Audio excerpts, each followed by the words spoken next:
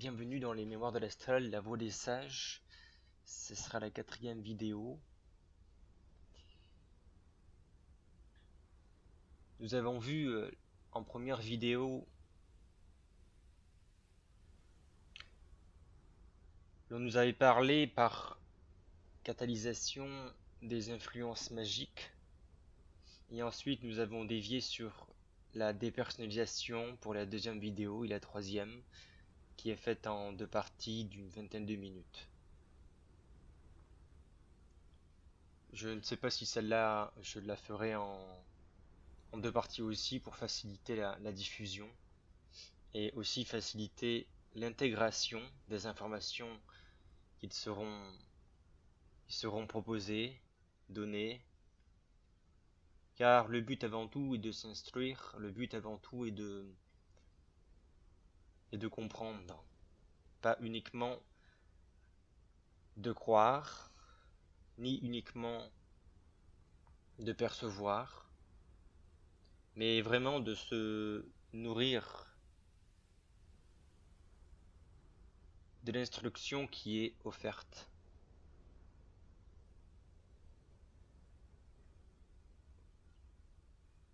Alors vous connaissez tous à peu près maintenant, si vous avez vu les premières vidéos, quel est le principe des mémoires de l'astral.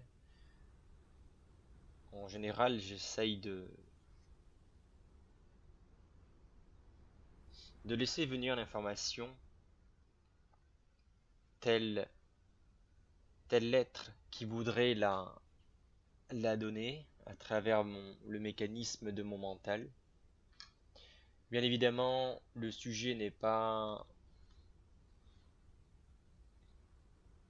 euh, n'est pas inventé dans l'immédiateté, simplement parce qu'il n'y a pas de dialogue émis entre deux individus, donc il n'y a pas la création d'un sas de pensée, donc il n'y a pas non plus une solarisation de sujets, donc il n'y a pas non plus le besoin de clarification. Aujourd'hui, ça va être très cool, je vais essayer de vraiment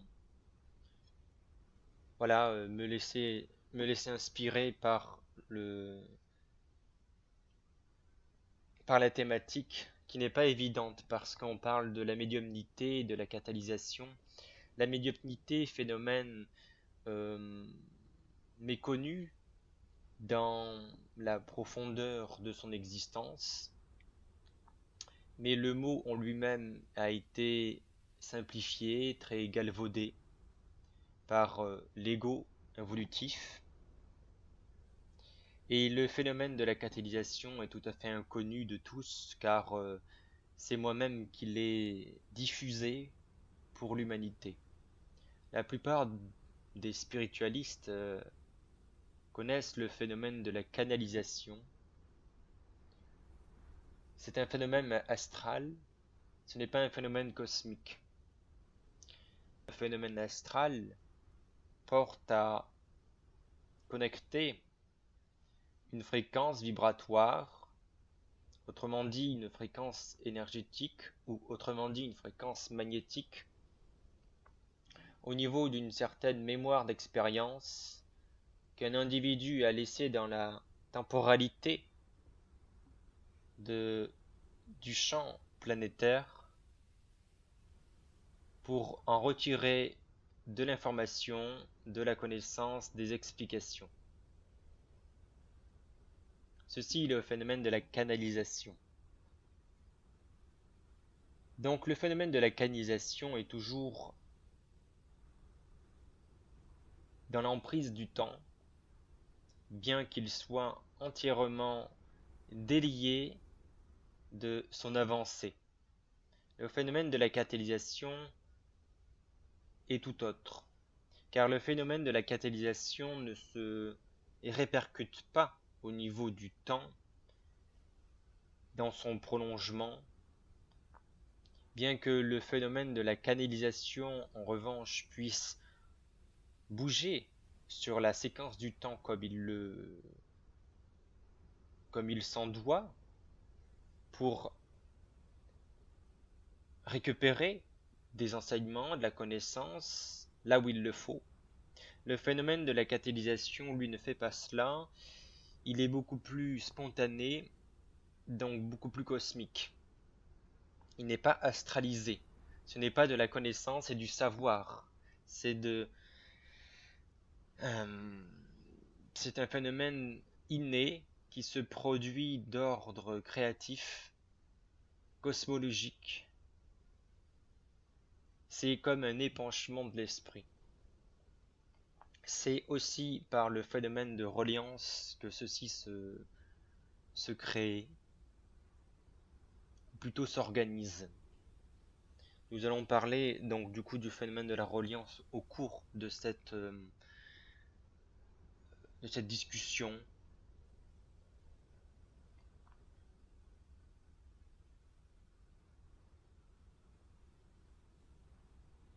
Nous allons donc du coup aussi démystifier ce qu'est la médiumnité pour essayer de vraiment clarifier la faisabilité et le potentiel de tout un chacun au niveau de cette strate et d'utiliser au mieux que possible et au plus que possible les qualités sous-jacentes et donc de ne pas dévier sur une sorte d'arrogance spirituelle, une sorte de confusion entre certains paradoxes qui sont déposés sous la jupe du mental et que l'ego ne peut pas par lui-même y apporter du discernement.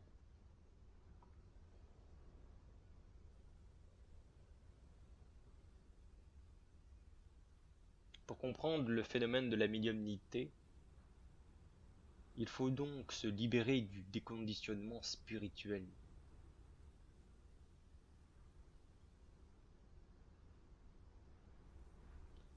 Ne point intégrant quelques courants de formes pensées sans être soi-même une source de philosophie, c'est-à-dire littéralement être un amour savoir, c'est-à-dire savoir épancher la sagesse de l'âme.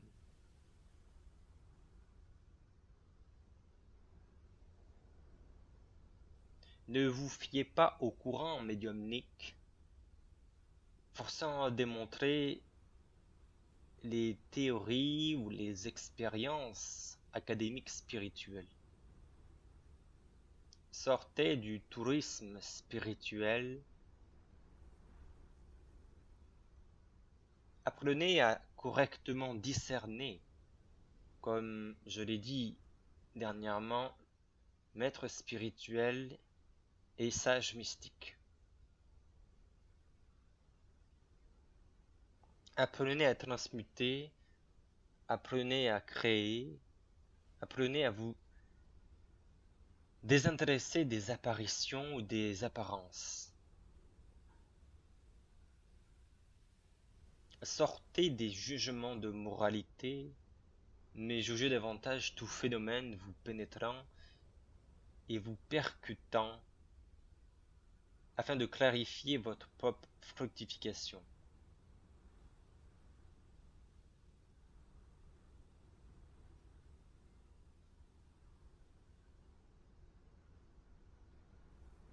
D'un bon penseur a-t-il été dit, la paix est maintenue par la compréhension et non par la force.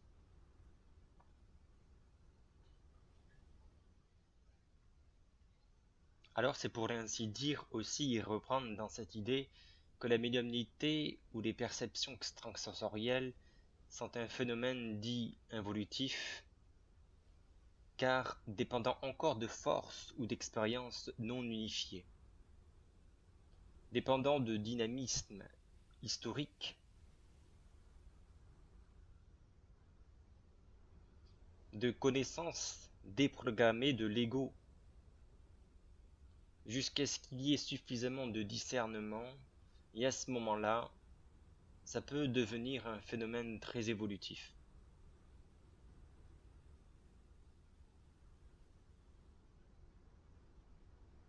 Autrement dit, un être usant de médiumnité dans son intelligence, ne peut être en mesure de vouloir être reconnu.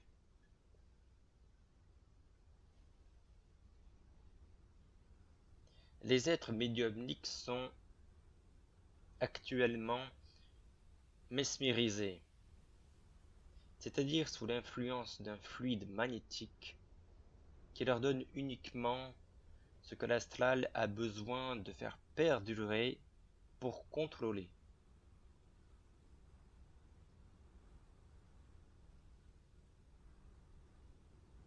Et nous voyons le phénomène de cette répétition avec les défunts dans l'astral.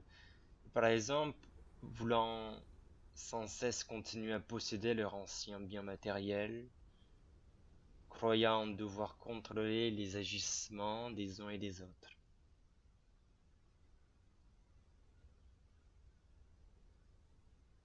Le discernement est la clé. Le discernement, c'est aussi la conscientisation. Le discernement est une clé pour ce qu'il est dit ainsi la fusion. Et il est dit par fusion en employant mon jargon personnel et non pas le jargon utilisé pour développer la science initiatique solaire. Je parle de la reliance. La reliance, comme j'aime à annoncer du moi au soi, mais encore de l'être à l'âme.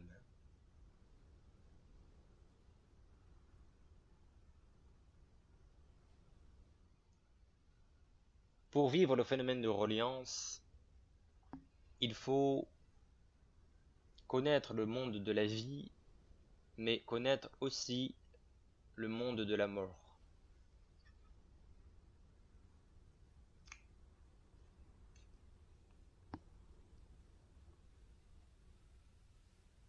Comment connaître le monde de la mort si ce n'est qu'en revenant de la mort? Non, toute personne n'étant pas décédée et revenue à la vie ne connaît pas la totalité de la vie. Elles ne connaissent que un rayon diffusé sur un prisme.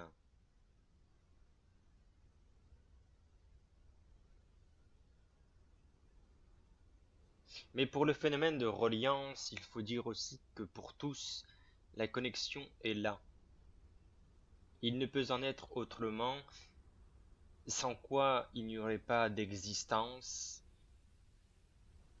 Mais il n'y a pas encore le phénomène de reliance parfaitement conscientisé, comprise. Donc il n'y a pas de discernement. Il y a simplement la reconnaissance d'une connexion. Et à travers cette connexion, vous employez le jargon de dire à l'appel lorsqu'il arrive les synchronicités. Les synchronicités sont un premier processus de reconnaissance du phénomène de reliance.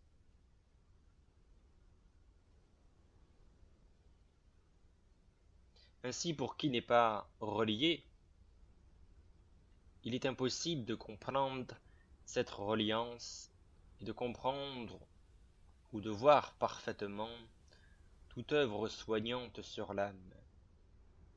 Il ne comprend pas non plus ce qu'est l'âme, puisque ne pouvant être en parfaite symbiose avec l'âme, l'être n'a pas la structure mentale suffisante pour intégrer son énergie, ou autrement dit son rayon, ou autrement dit encore sa luminance.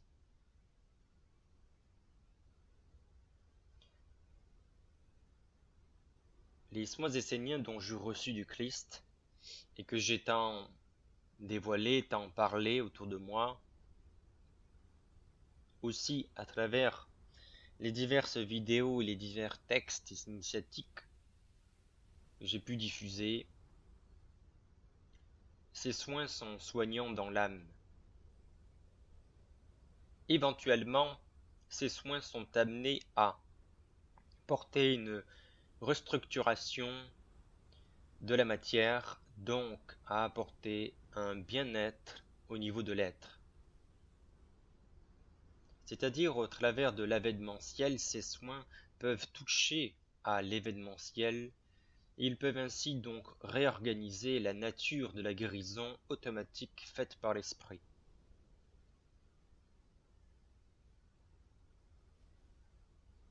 Est-il davantage simple d'apporter une réorganisation, donc une action soignante au niveau psychologique et au niveau psychique, donc davantage relié au monde cosmique et au monde de l'âme, qu'apporter une quelconque guérison métaphysique, puisque la guérison métaphysique est la recherche de la preuve de l'existence de l'âme, alors qu'une guérison psychologique, c'est plutôt un témoignage de son existence.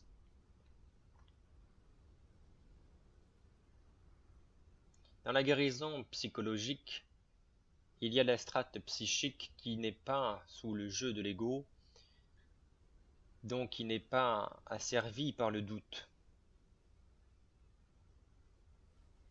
L'individu recevant un soin au niveau de l'âme n'a pas à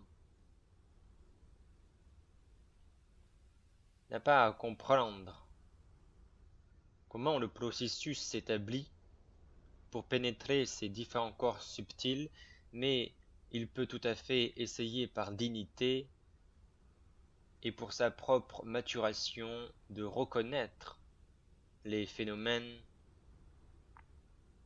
qui se produiront par succession.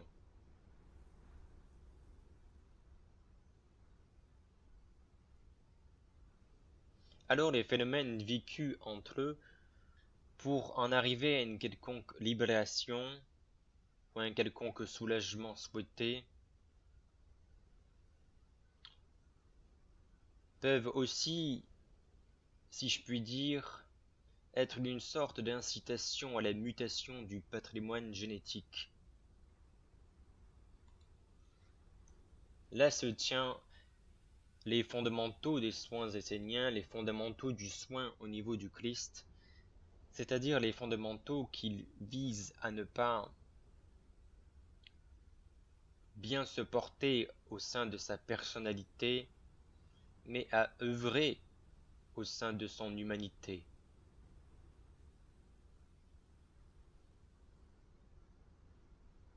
Ces soins ne sont pas astraux, donc forcément ils se mouvent à apporter cascade d'initiation pour le patient, pour sa maturité, afin qu'il conscientise autant qu'il le peut le raisonnement et sa position dans la vie.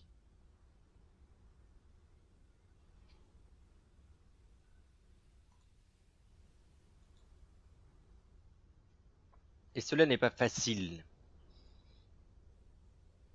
car l'ego qui est sous la jupe de son imaginaire est involutif et il ne souhaite pas détruire la structure de son autorité imaginée.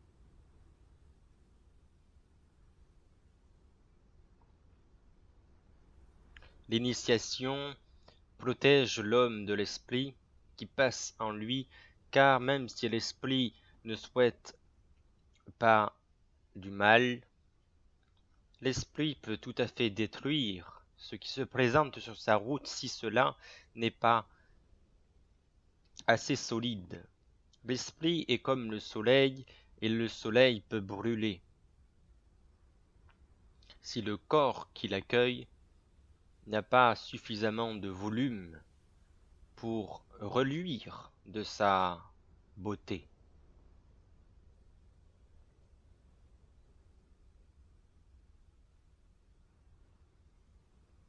Donc l'initiation protège l'homme de l'esprit qui passe en lui, mais l'initiation détruit aussi la curiosité de l'intellect. afin d'augmenter en lui l'espace d'accueil de l'esprit, don de sa vibration.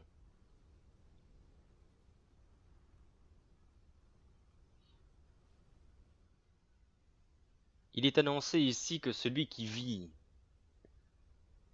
l'écoutement de sa vibration, s'expandant sur le globe au niveau de tous les corps subtils, procède à la mutation vibratoire de la planète.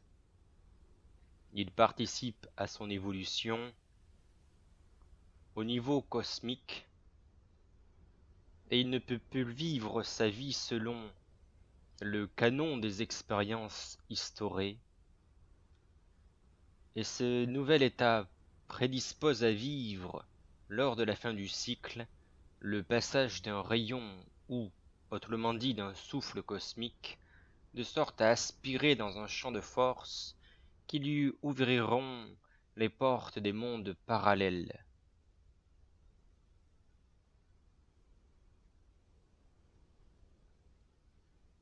Pourra-t-il dès lors procéder à sa vraie fonction, car nouvelle, celle de répandre la substance de l'intelligence pure, qui est un chef-d'œuvre, sur un étroit corridor liant graduellement les entités astrales avec les intelligences ou, autrement dit, les élémentaires du cosmos, aussi nommés archanges.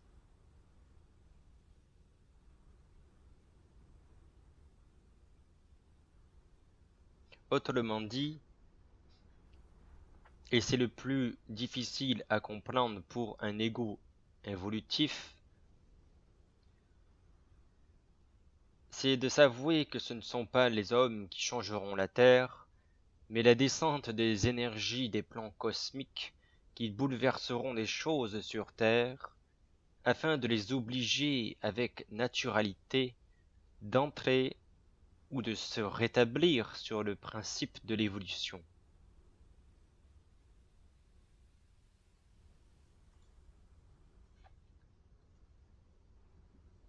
Le catalyste est cet homme nouveau dont j'ai tellement aussi parlé, comme étant non plus un homme, mais un âme, davantage âme qu'humain.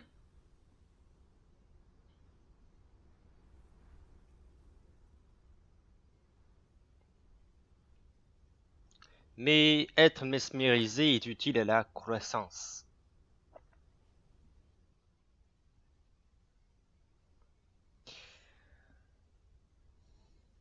Mais il faut en revenir à créer sa propre fluidité magnétique, et non plus être dépendant d'une quelconque force ou d'un quelconque courant astral.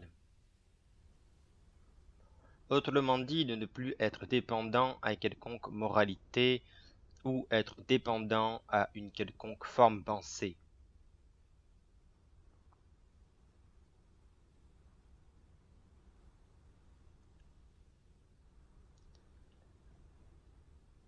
Revenir à sa propre fluidité magnétique permettra de s'en aller où l'on souhaite aller, et non s'en aller porté par les courants astraux tout en détournant la tête et se voyant ou se croyant vivre un tout autre voyage par l'idée que notre vue change d'horizon.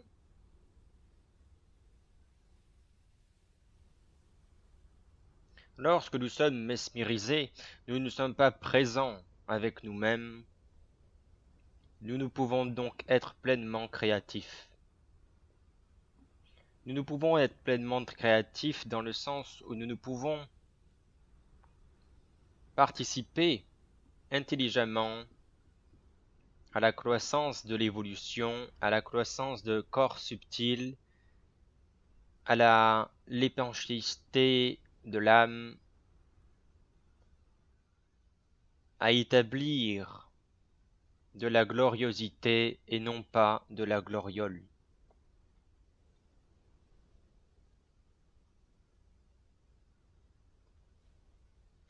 Un phénomène de gloriosité pourrait être aussi grandiose, mais tout à fait minime par rapport à une quelconque masse de grandeur.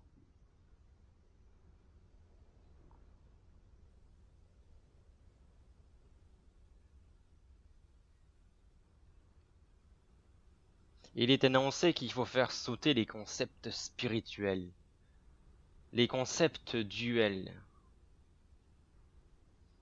et faire sauter tout ce qui fut académique, comme de surcroît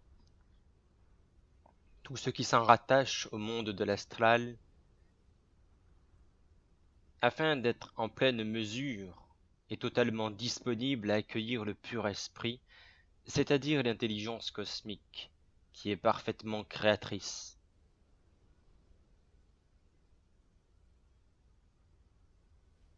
Une intelligence cosmique parfaitement créatrice n'a pas de mal à utiliser ce qui fut engendré pour le remodeler. Cette intelligence ne se sert pas de ce qui fut engendré pour se présenter, mais elle utilise ceci pour se construire. Et c'est en se construisant qu'elle pourra non pas démontrer ce qu'elle est, mais témoigner de ce que le reste peut devenir.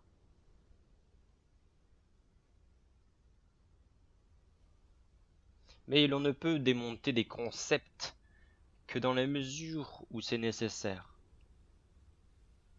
Autrement dit, l'on ne peut pas faire sauter des concepts tant que l'humanité n'a pas suffisamment progressé et n'est pas arrivée à un pouvoir de prendre l'entière conséquence de ce démolissage.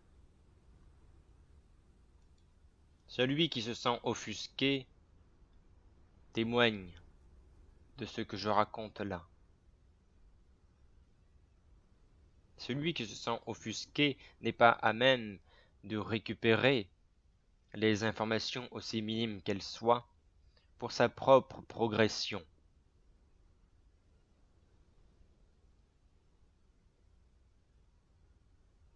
Mais celui qui est capable de supporter le démolissage de ces concepts pourra alors plus profitablement et belliquement s'alimenter par sagesse et par amour, au sens étymologique du terme,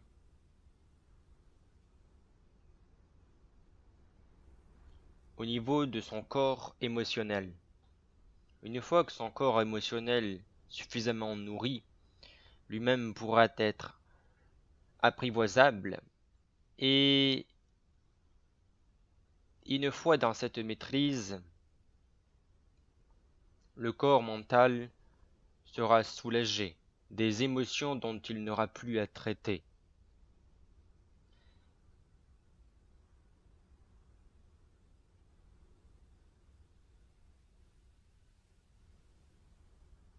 Autrement dit, par cette explication simple qu'on aurait pu épandre encore, tout doit se faire d'une façon graduelle, étapique, si vous voulez.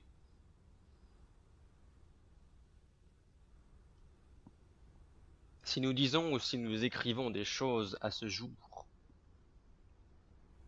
qui ne devront être dites ou écrites que dans un futur, qui a davantage de conscience, alors nous allons trop rapidement.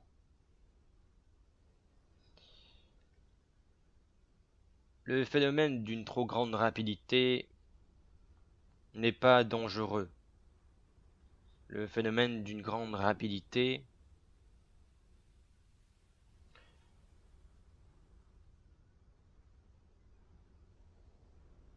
peut occasionner des brûlures impures au niveau du mental des individus, ou plutôt des êtres cherchant à s'individualiser.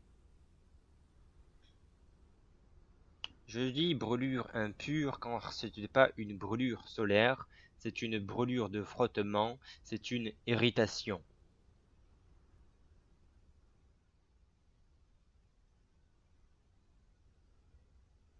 Mais l'être a besoin d'être parfois bousculé en dehors de son propre corps, en dehors de ses habitudes, ou autrement dit de son habitat,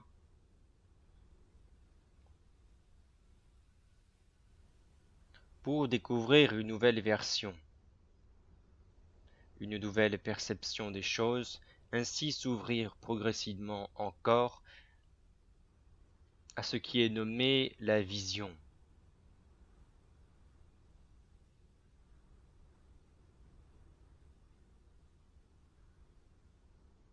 C'est bien pour de telles raisons que je ne puis m'en résoudre. Alors il viendra le moment où l'homme conscient, l'homme nouveau, l'âme,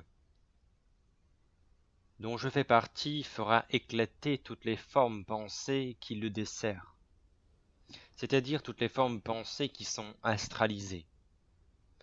Il sera déjoué tout individu n'ayant pas parfaitement élucidé les mystères de l'esprit, mais tout individu ne faisant que transmettre des informations astrales, des individus non individualisés, des individus encore sous la joue de leur personne, étant donc personne et ne faisant que transmettre de l'information non intégrée.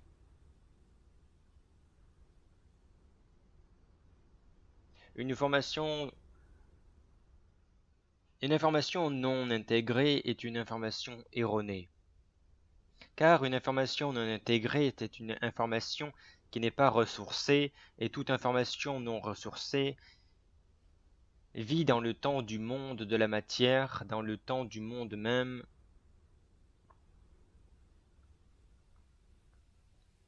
dans le temps du monde du mental, le temps du monde du souvenir et non pas de la mémoire. Le temps du monde du souvenir, qui dit souvenir dit aussi possibilité d'oubli, possibilité de confusion, possibilité de transformation. Mais dans l'absence de lucidité, l'être n'ayant pas encore acquis leur supramental, n'ayant pas touché à la cime de leur mental inférieur, n'arrive pas à discerner correctement.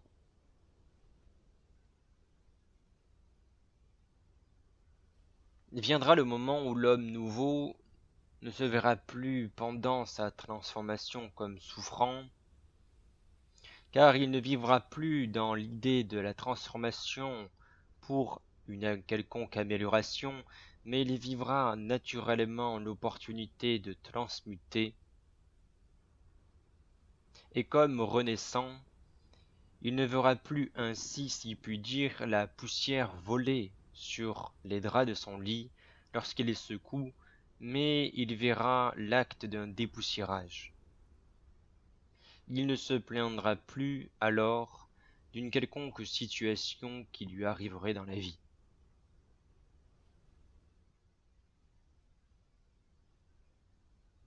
A donc vivra-t-il une sorte de mise au propre de sa réflexion sur la pensée, la relation sera donc rétablie, et elle sera donc une nouvelle source, comme il peut être expliqué, de lucidité.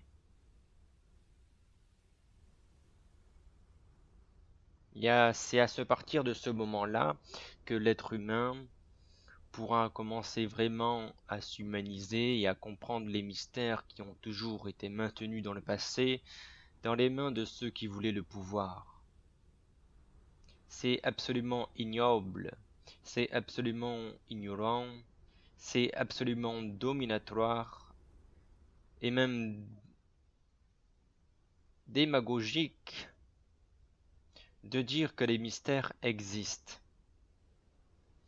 un être complètement conscientisé, un être relié dans le phénomène de la catalysation, sait déjouer les mystères, mais il peut toujours se faire avoir par des secrets. Un mystère est quelque chose dont personne n'a la réponse. Donc, si personne n'a la réponse, si rien, si aucune forme de vie n'a la réponse, il n'y a alors aucun mensonge. Et donc, un mystère est tout à fait noble et tout à fait divin. Un mystère fait partie du monde de la lumière. Mais lorsque nous parlons de secret, nous parlons de cachotterie. Nous parlons donc de mensonge. Ce qui est l'ordre du mensonge est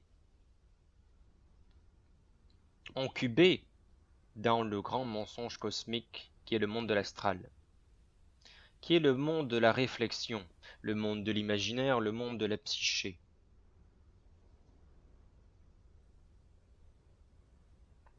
C'est absolument insulter l'intelligence créative et cosmique que de dire que les mystères existent actuellement, dans le sens où ils sont maintenus secrets, c'est insulter la nature réelle de l'être. L'Aum est un être qui, de par sa propre luminance, c'est-à-dire de sa propre clarté face à la lumière, miroir propre, reflet impeccable et limpide, poétique de visage, beau comme le Christ, c'est un être de numisance parce qu'il existe bien, parce qu'il est bien là, il est présent dans lui-même, présent dans sa réalité, dans sa propre existence.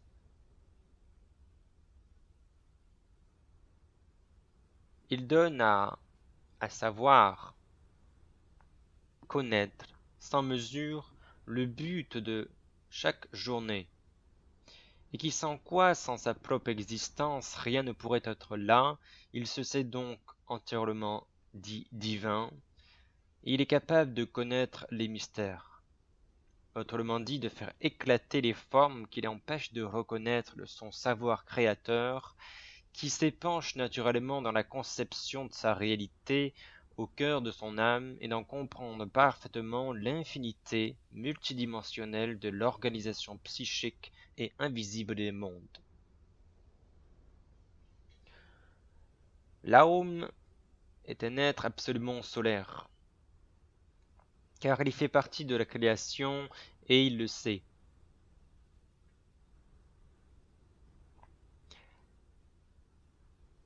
L'Aum ne peut pas être un être lunaire, quand bien même puisse-t-il, en revanche, puiser dans la luminance de la lune au niveau astral afin de s'équilibrer et d'équilibrer les puissances brûlantes de la conscience qui le pénètrent.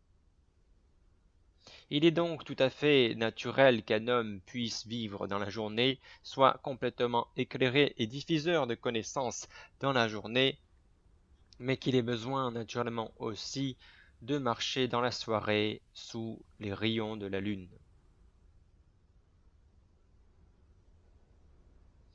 C'est une source de rééquilibrage que d'associer deux parties apparemment distinguées et apparemment contraires.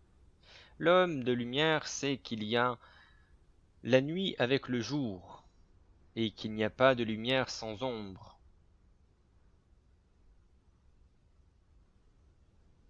Car l'homme est capable de se lier à une volonté créative pour s'instruire de la réalité.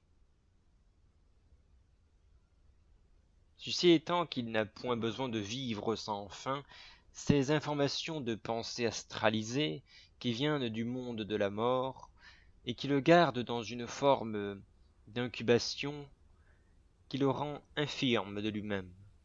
C'est-à-dire, par exemple, ne pouvant parfaitement intégrer et comprendre ses rêves. Effectivement, il y aura, il y a, et moi j'en suis un, des êtres capables de faire sauter la forme pensée qui est astralisée, qui est racontée, historiée, acquiescée, académisée. Un homme qui est capable de garder l'ego loin des pendants millénaires qui fut dans une forme d'inconscience qui fut tout de même nécessaire et qui, jusqu'au réveil du rêve, ne savait discerner le rêve de la réalité et ne savait comprendre que lorsque nous nous réveillons le matin, nous entrons en vérité dans le rêve de l'épanchement de l'esprit.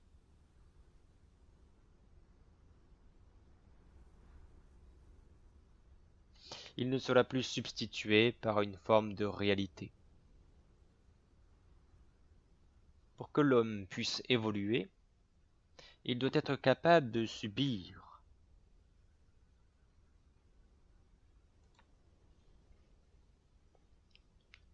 Pour que l'homme puisse évoluer, il doit être capable de supporter sa réalité, c'est-à-dire de la voir comme étant l'épanchement syntonique de l'âme. C'est-à-dire que l'homme doit vivre de sa conscience vibratoire et qu'il en délaisse ainsi donc la structure d'une conscience spirituelle ou spiritualisée. Qu'il soit capable de s'instruire de lui-même. Et là j'annonce de ne pas qu'il recherche une quelconque pierre à son édifice, par exemple, mais qu'il soit lui-même l'édifice à comprendre. Autrement dit, que l'ego ne soit plus référencé à une quelconque autorité extérieure, où j'ai dit que la personnalité distincte ou distinctive, caractérielle, puisse laisser toute sa place et toute la place qu'elle occupe à une sorte de construction de l'individualité, déprogrammation de la personnalité, c'est-à-dire laisser éclater une quelconque originalité, de se faire être atypique, totalement nouveau et novateur d'un souffle psychique, et qui viendra à évolutionner le principe psychologique de l'humanité entière, la libérant de l'involution et de l'histoire égotique, traumatique, histoire lésée et bien culpabilisante.